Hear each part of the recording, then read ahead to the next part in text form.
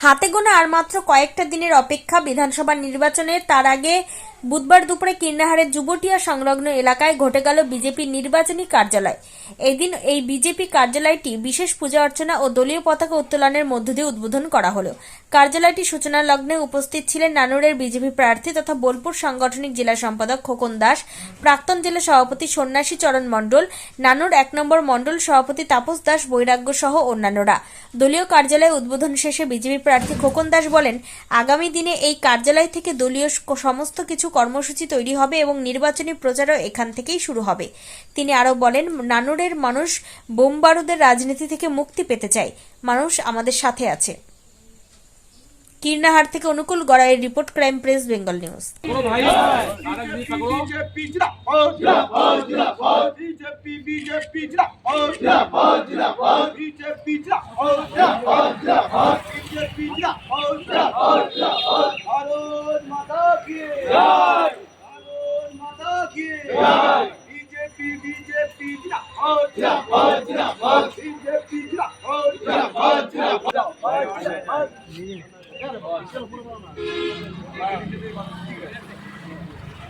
নরেন্দ্র জিন্দাবাদ, জিন্দাবাদ, জিন্দাবাদ, জিন্দাবাদ, ভারত মাতা কি জয়। আগে কালার করে দিতে আগে ভালো লাগে না ওই ড্রপ তুমি বিজেপি জিন্দাবাদ, জিন্দাবাদ, বিজেপি জিন্দাবাদ, জিন্দাবাদ, জিন্দাবাদ, জিন্দাবাদ। ঠিক আছে। এতদিন তো ছিল না এখানে। দেখুন, এই বিধানসভা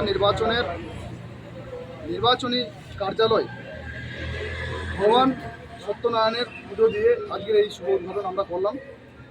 এই নির্বাচনে এই কার্যালয় থেকেই আমাদের সমস্ত কিছু কর্মসূচি তৈরি হবে এবং নির্বাচনী প্রচার এখান থেকেই আমাদের শুরু হবে। আজ থেকে কি তাহলে প্রচারের সূচনা হলো? প্রচারের সূচনা মা কঙ্কালীর কাছে আশীর্বাদ নিয়ে আমি যেদিনই ঘোষণা হয়েছে তার পরদিনই আমি শুরু করেছি। আজকে আমাদের কার্যালয় উদ্ঘাটন করলাম। এখান থেকেই আমাদের কার্যালয় থেকেই আমাদের কার্যক্রমগুলো স্থির হবে এবং আগামী দিনে আমাদের কাজ এখান থেকে শুরু হবে। কি বার্তা দেবেন নানুরবাসীকে? নানুরবাসীকে আমি প্রথমেই শুভেচ্ছা অভিনন্দন জানাই। আমরা নানুরের প্রত্যেকটা মানুষ আকুলভাবে অপেক্ষায় আছে।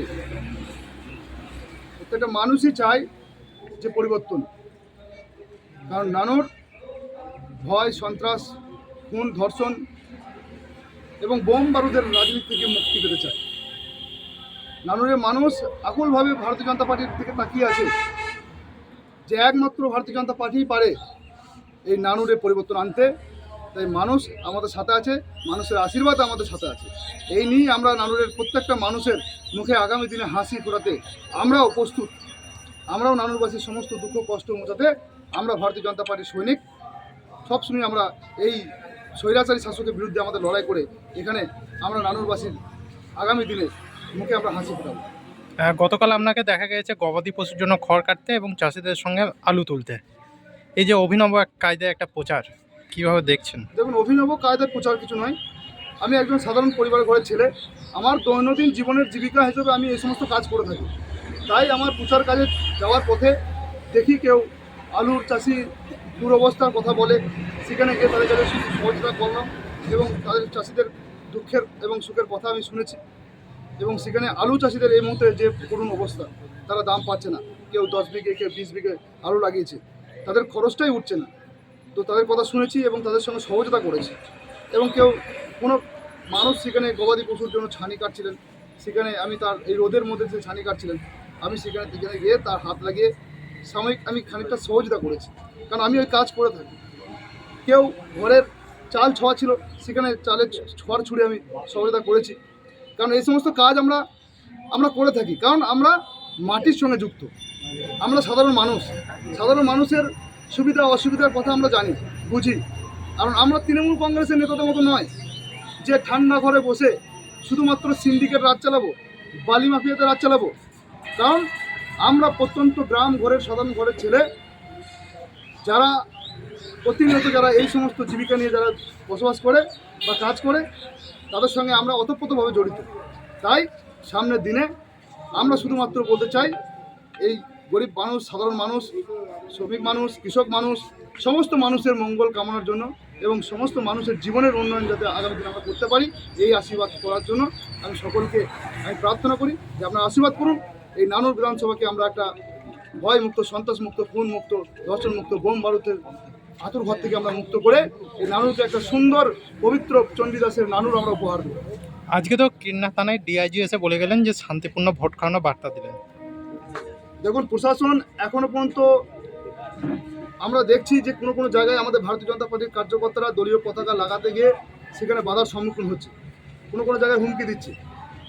আমরা চ্যালেঞ্জ দিচ্ছি এবং আমরা সেখানে গিয়ে প্রশাসনকে আমরা সেটা নজরে দিচ্ছি এবং কমপ্লেনও করেছি।